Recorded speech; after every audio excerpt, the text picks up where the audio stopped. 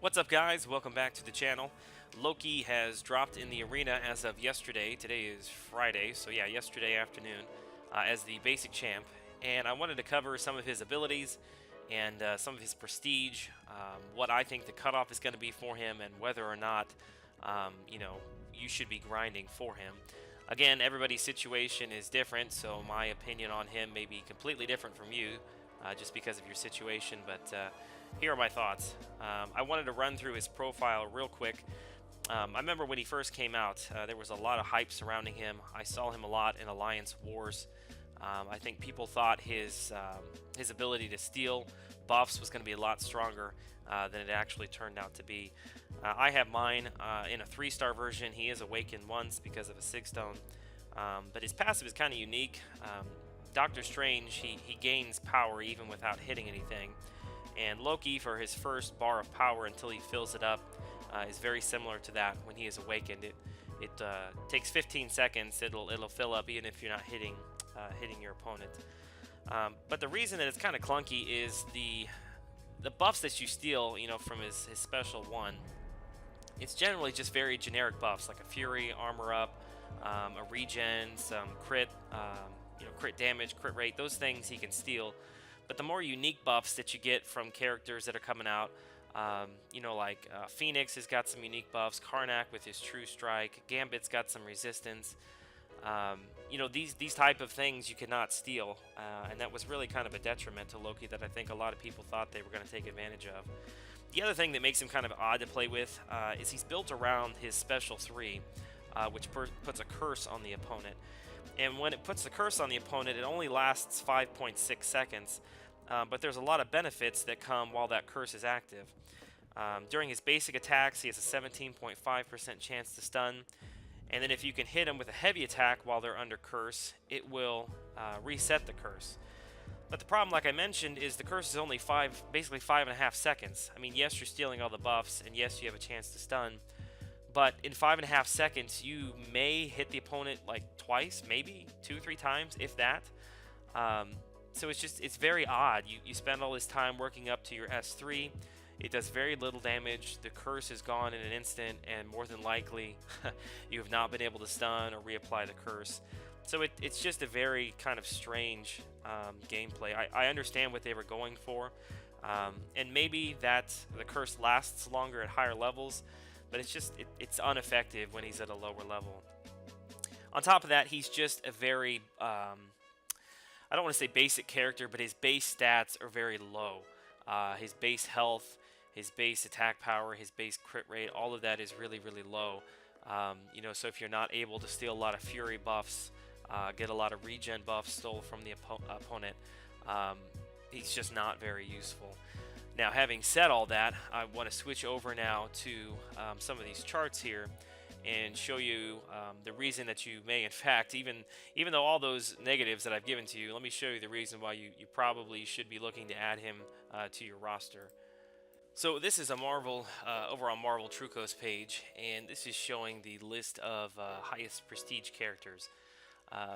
And what you notice is Loki, even though he has been out for a while, and there have been many other more desirable characters come out since him, he is still top 10, very close to top 5.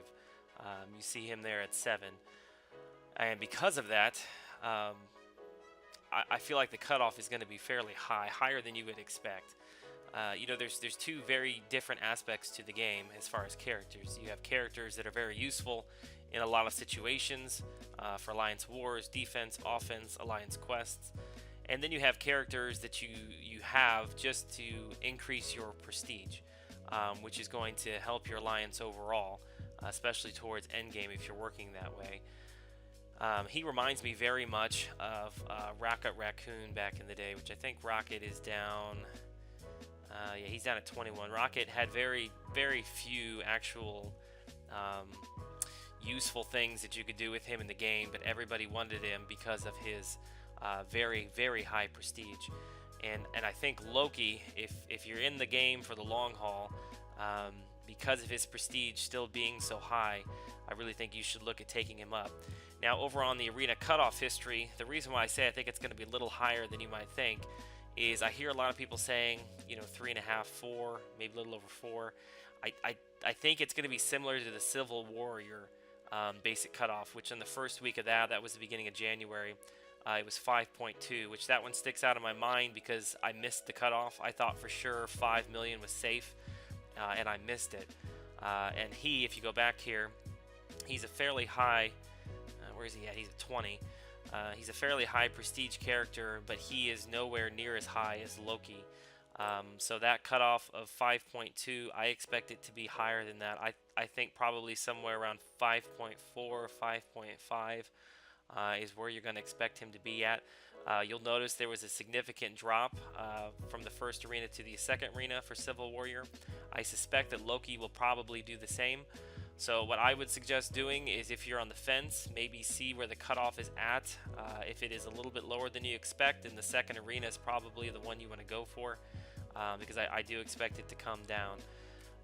Now, one thing to keep in mind is this is the list of upcoming basic arenas, or basic champs in the arena. So here we are with Loki, Thor's coming up, Gambit.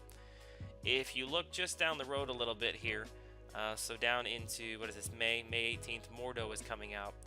And Mordo is not only a higher, oops, let me go back here, sorry, I'm screwing up the screen, higher prestige. In fact, he's number 1. He is way more useful as far as Alliance War defense.